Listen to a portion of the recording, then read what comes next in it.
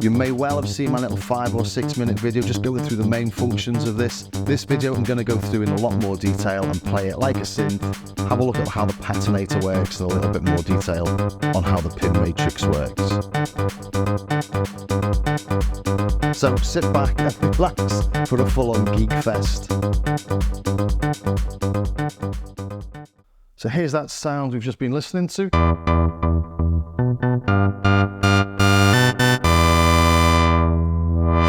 It's a 4 oscillator tone or 3 oscillators and a sub.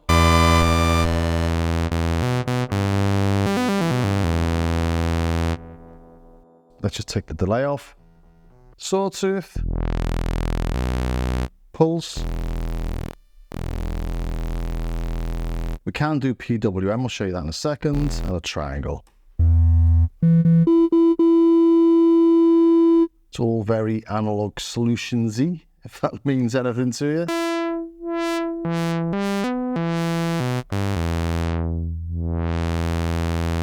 Sounds like a real live circuit. We've got huge range on these as well.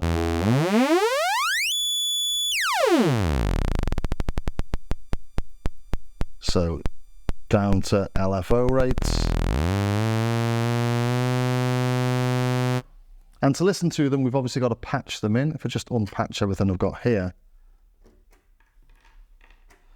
I'm using MIDI, so I don't need any patching for the sequencer CV in to the pictures, which is what those three were doing there.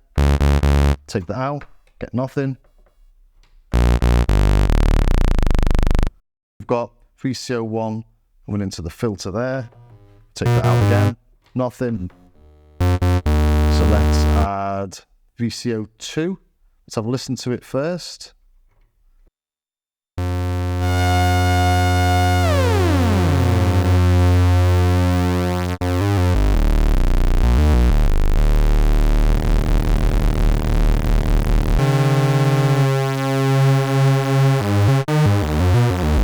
Just trying to get a nice big 2 oscillator tone. Let's add a third one.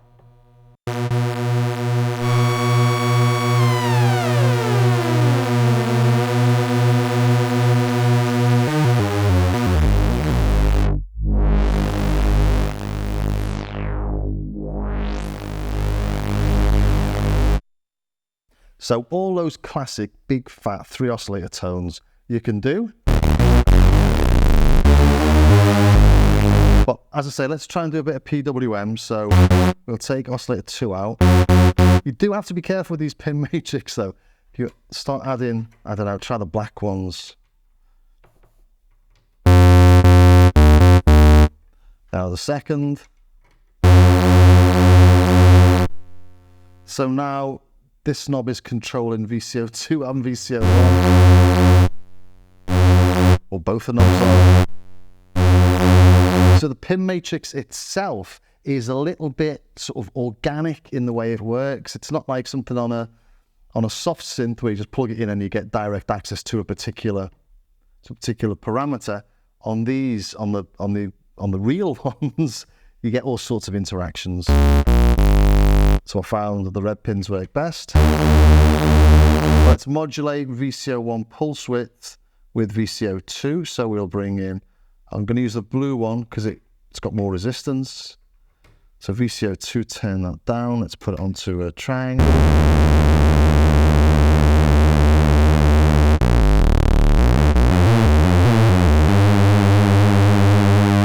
And we can change the amount using the level here. When you first look at this thing, well, there's no VCAs. How do I change the amount on things? Then you normally find a way. For example, the ADSRs, I've got a level here, and this level on these, just the level that's going through pin matrix.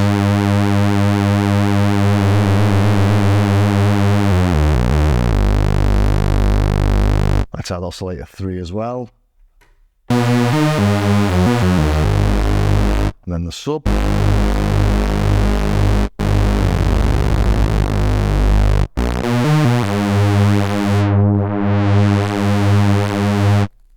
So there we're listening to oscillator 1, oscillator 3 and the sub. And the pulse width of oscillator 1 is being modulated by this blue pin here.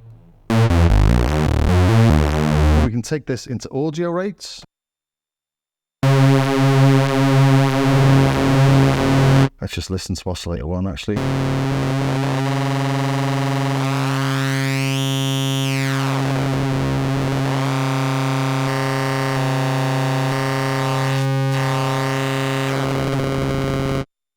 So we're getting FM tones or FM style tones with that.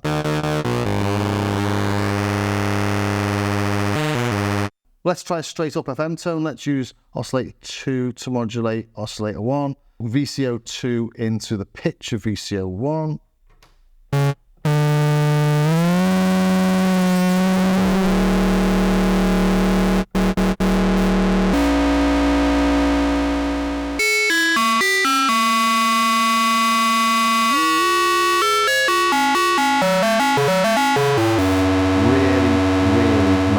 FM we get here because it's all tuned really well.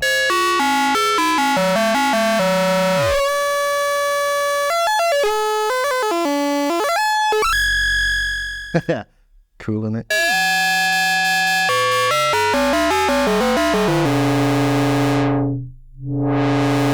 again, the level here. Change this pin. We'll change the amount there. There we go. So this has got least resistance. There's red as middling resistance and blue has got most resistance. So basically, if you put a black in, you get more signal coming through. Red, you get less signal. Blue, you get even less. So this works well with the black, doesn't it?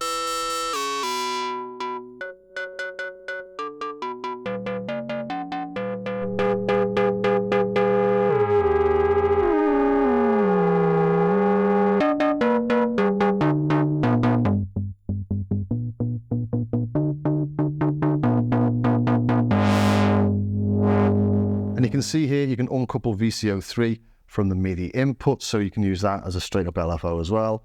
Let's just take that off there, use VCO3 to modulate VCO1, turn the pitch down. Actually, let's use it to modulate the filter.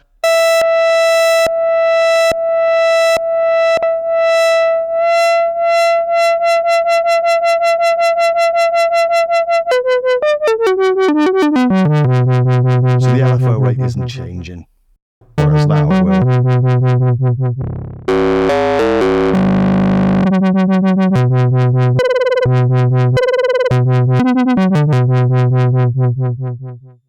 Let's take a look at ring mod then. We've got one input for the ring mod from VCO3, the X is from VCO3, so you can get the Y from VCO1 or VCO2. Let's use VCO1, shall we? So VCO1 into ring mod Y.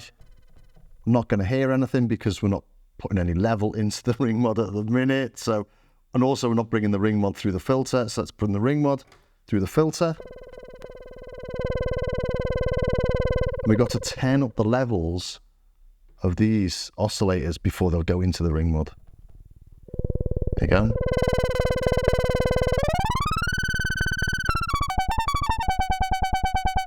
Got that sounding particularly bad because that's not in audio rates. So yeah, ring mod, and we can use oscillator 1 or oscillator 2. So over to the filter then. I'm not going to go into too much detail. You know, we've heard it plenty already, haven't we? Let's just listen to VCO1 on its own.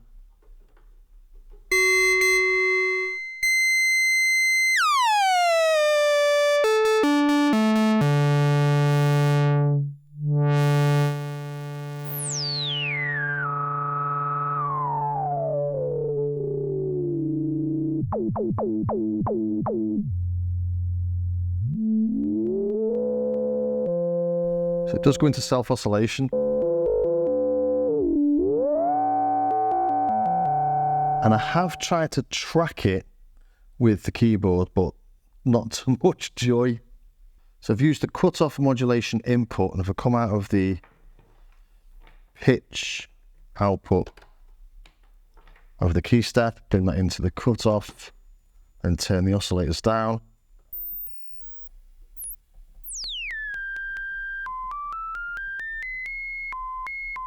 Not quite. There's no VCA on this that we can put stuff in and change the level of it. At least I've not figured one out if there is. So we can't quite do that.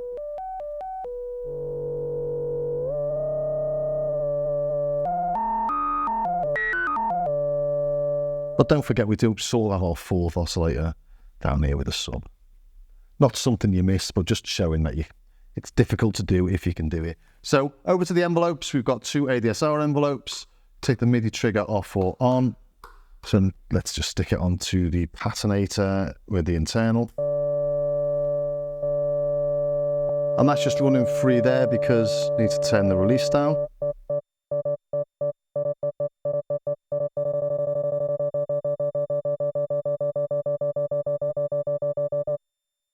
But one's for the filter and one for the amplitude. And we've got these levels here, and as I said earlier, these levels modulate the amount of signal going into the pin matrix.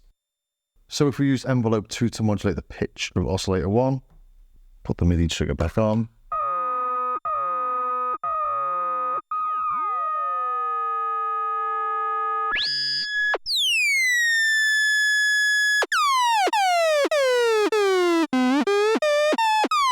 So a bit like if you saw my video on the Colossus, having these level outputs on everything is very handy indeed, especially when working with a pin matrix. Then coming further down to this LFO here, we've got the LFO input, LFO2 is a triangle, and it comes in here. So we can modulate the cutoff, or we can modulate the pitch of any of the VCOs with it. So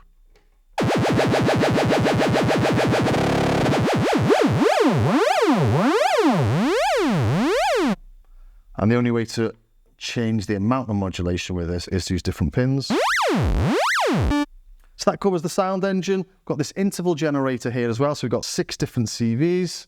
So if we put a pin from interval generator into the VCO1 pitch,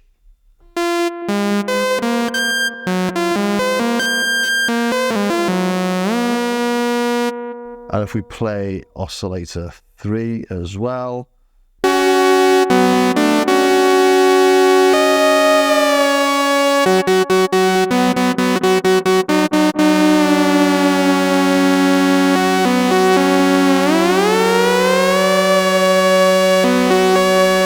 that's just modulating VCO1 pitch. If we modulate VCO3 pitch as well, notice it changes the tone completely, and that's all this weird interaction that you get with the pin matrix.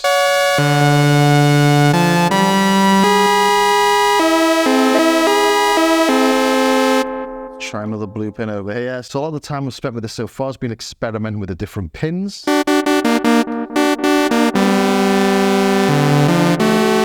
Try putting that into 3 as well. Yeah, it's working fine, isn't it? So blue pins work well with the interval generator, but it works better really doing stuff like this.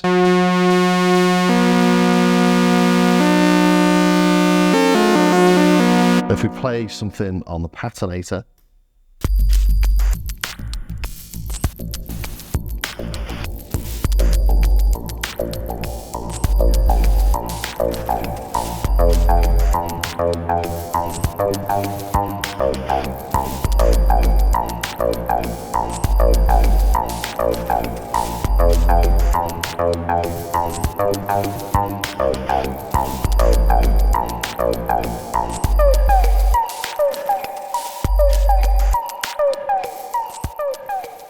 and what I found that's really nice with this is using it for the ring mod actually, and in fact that demo at the very intro was doing just that. So I was listening to the ring mod, turn that up, turn these down a bit, what I'm putting through the ring mod. Let's put oscillator 2 into the ring mod.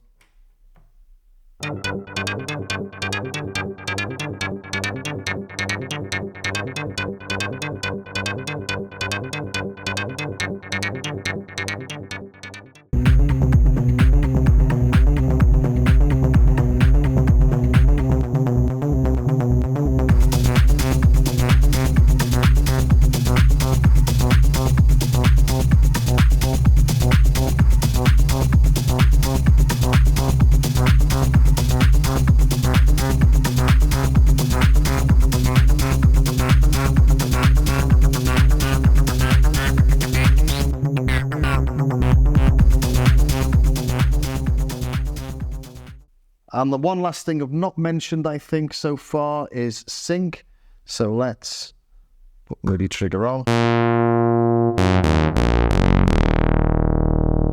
Nice tone, that, isn't it? Let's take that off.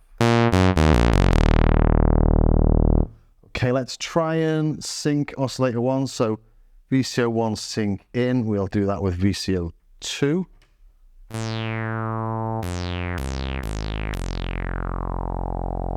And we'll modulate VCO 1 with one of the ADSRs. Let's use ADSR 2. So VCO 1 pitch, ADSR 2. So let's pitch oscillator 1 above oscillator 2. Oh, here we go. Let's use the red pin for this. Turn it down a bit.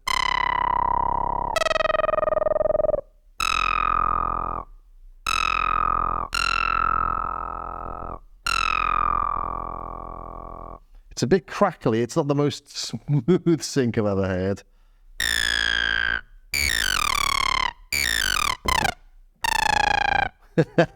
But it is there. I think it works best on sequences and fast things just to give a little extra tone rather than trying to do a big sweep. Let's turn that up. Let's maybe modulate it with a red pin, VCO 1 pitch, ADSR 2.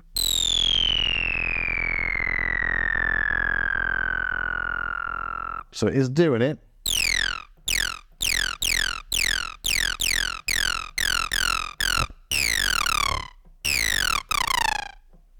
You get the idea. Let's try something with the Patternator.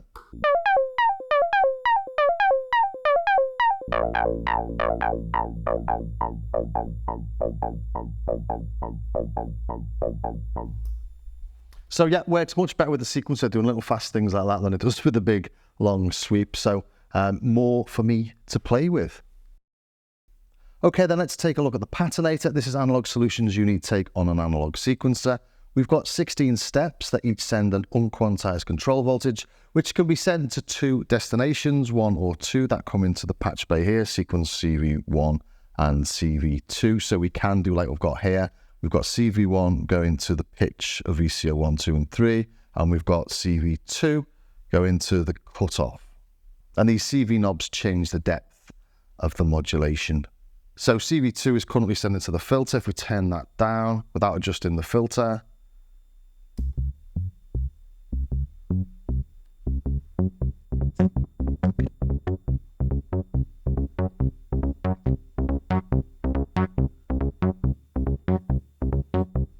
so the position of the knobs determines the CV that's going out, and the lights all show different things. We've got different modes that we access through this button here, or different viewing modes really.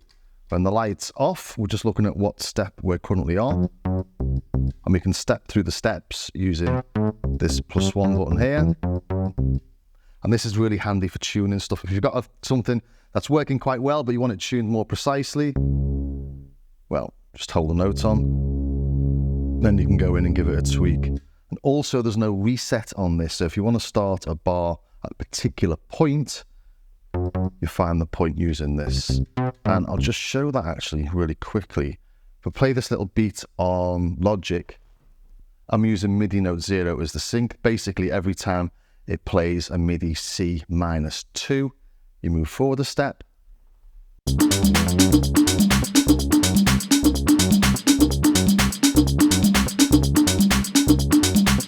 That sort of works, but it's much better if I start off at beat or step 2.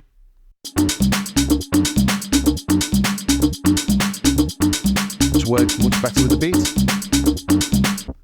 And you find lots of different syncopations by doing that. So if we start off on beat 4, for example, step 4. A little syncopated rhythm there. So yeah, really handy having this step +1. The next mode we've got on this is the range. If I hit that now, and we're just flashing very slowly, we can see, maybe you can see on the camera anyway, that steps 1 and 8 are lit. So that's the start point at 1, the end point at 8. as I move these, we can see, hopefully, that they're moving around. And if I play beat again,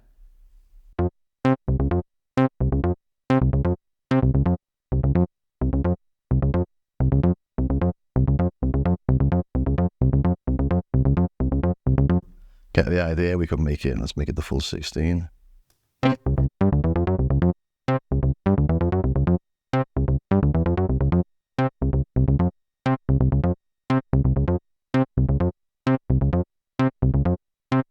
That one's pretty self-explanatory. Then the next one is called beat, and this shows which steps are being triggered. And this is all controlled by these 4 knobs down here. If I turn them all down, we'll see nothing is lit. Now knob 1 controls these 4, so steps 1, 5, 9 and 13.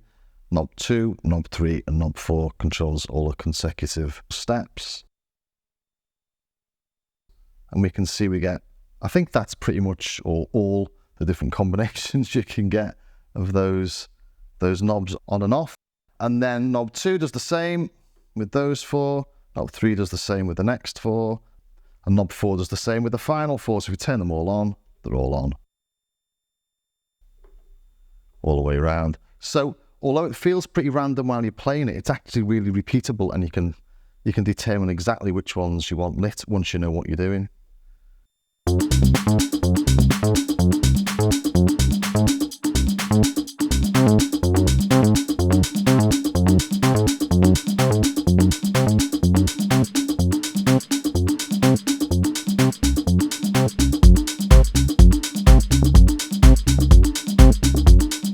Completely changed the feel of it there. Quite like that one as well.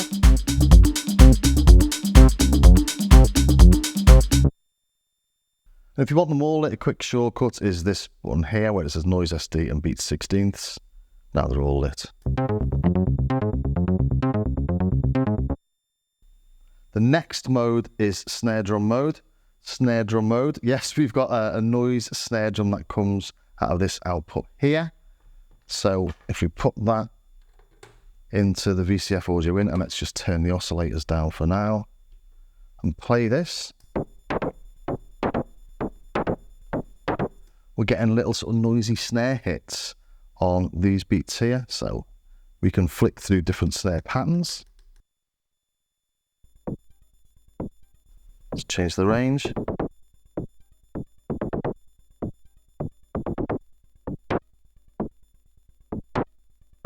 And you'll notice they're being affected by the filter. And don't forget, the filter is being controlled by the CV2, which is coming into the patch bay here. So where this one's turned up, we're getting a much brighter filter. And these will only trigger if those notes are being triggered at the same time. We did, if you remember, have everything triggered. So if we turn that back to the beats, and then we go to snare drum again, play it, they're not all getting triggered because they're not all being triggered internally for the main rhythm or the main pattern. So we change these.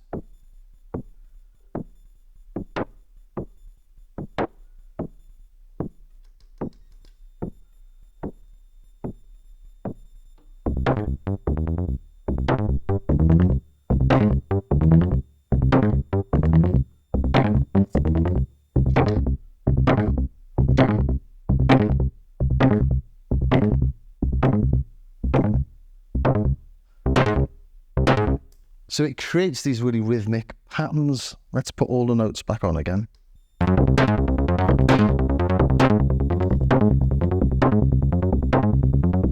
And then we can add that sort of rhythmic feel using the 4/4 pulse out and the 16th pulse out. And you can imagine what these are going to do maybe. A 4/4 pulse, let's bring it into the external in, and now that's going to affect the cutoff. Let's turn the cutoff down. So every beat, we should get a pulse on the VCF.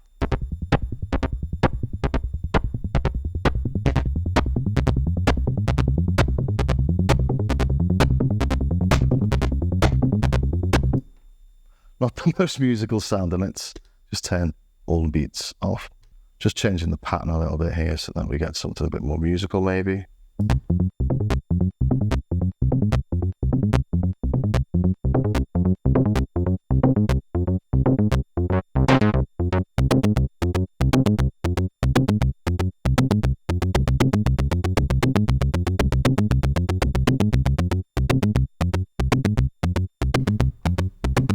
And we've also got an inverse pulse there as well. So these really do add to the dynamics and to make it feel a lot more rhythmic. You can also control the Patternator via MIDI in that it'll play the root note via MIDI. You'll see what I mean now if I play.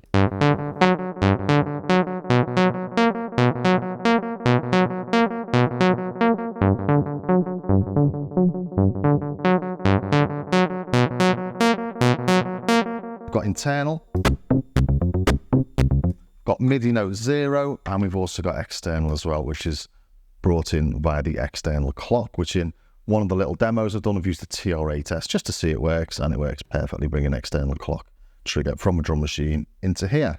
But by using the MIDI note 0, I've been using it on every 16th, but you don't have to. You can trigger it whenever you like without using MIDI sync. I just think this is a really nice idea for something like this that doesn't have song mode. You're not relying on the time code. You just want to get the rhythms right. Really nice. Okay, there we have it, the Analogue Solutions AMPLE. It's a really interesting and unique bit of kit. What I find particularly interesting is the way everything sort of works together. So if we put a little beat on here, for example, I don't know, just taking a few of the beats off or a few of the triggers off.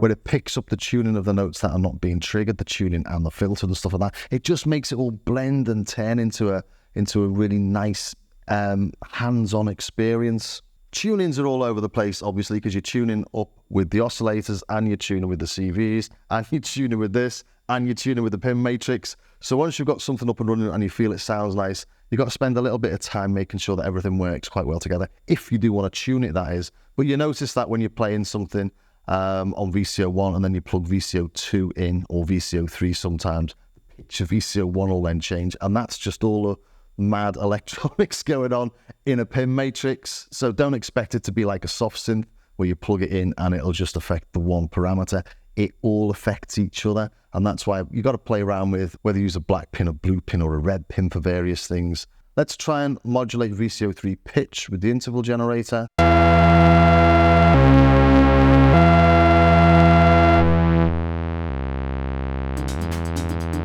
We're just listening to VCO1 there, but when I modulate VCO3 pitch with interval generator, VCO1 changes as well. So when you first get it, you're trying to wrap your head around all that, and it just means that once you get something that feels nice, you go in, you tweak it, and you pull it all around until it all does what you want it to do. And that's what makes the experience different. It feels a little bit more old school, it feels a bit more hands-on, it feels like you're being challenged a bit more by it, but what you get from it are things that you're not necessarily expecting. You know, if you want to come and just do a certain, like a flute tone, don't buy this. If you want to go and have a little experiment, get hands-on with this baby. It's a really nice thing. So I hope you enjoyed that, and if you did, please think about subscribing. Join me over on Patreon. I've got patches, samples, tutorials and stuff like that, all for the price of a grand chai tea latte, 3-pump skim milk, light water, no foam, extra hot a month. Or check out my starskycar.com website, where I've got patches you can buy, I've got samples you can buy, or you can do what everyone else does and download all the free bits. Anyway, thanks for staying to the end. I hope that was of use to you, and I will see you next time.